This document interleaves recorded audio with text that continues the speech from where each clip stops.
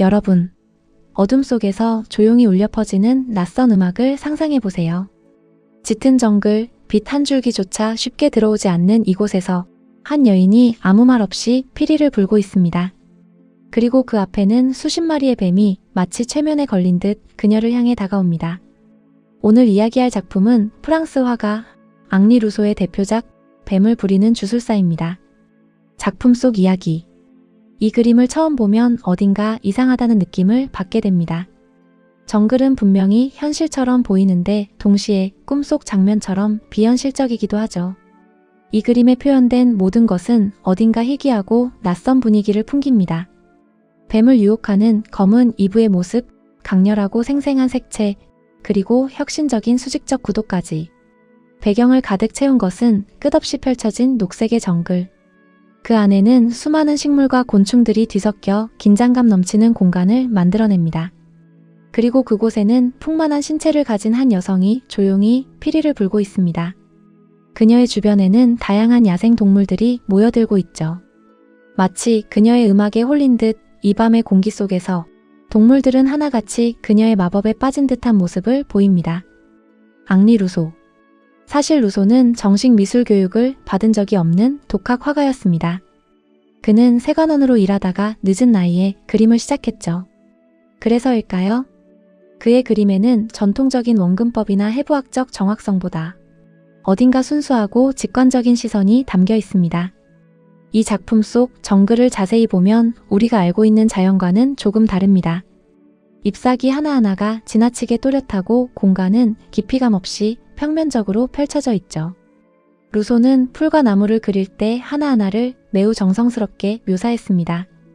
잎사귀 하나까지 형태와 색을 세심하게 표현했지만 아이러니하게도 전체적으로 보면 오히려 더 비현실적으로 느껴집니다.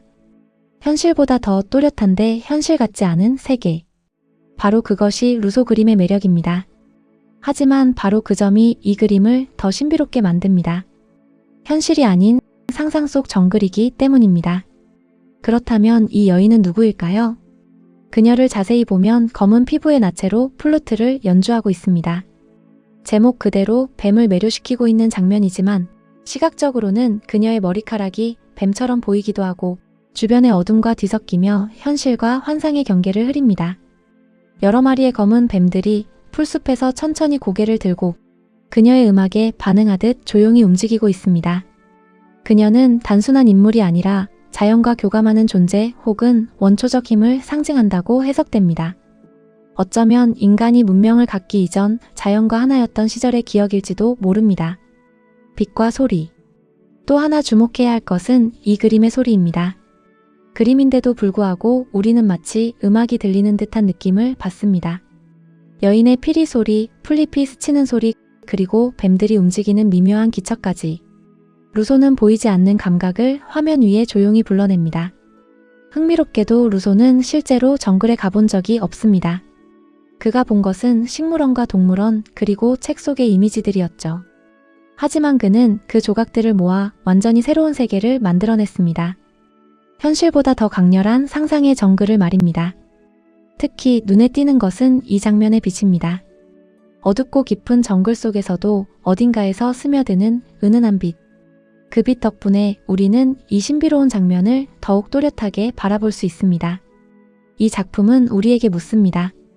당시 많은 화가들이 도시나 실제 풍경을 그릴 때 루소는 전혀 다른 길을 선택했습니다.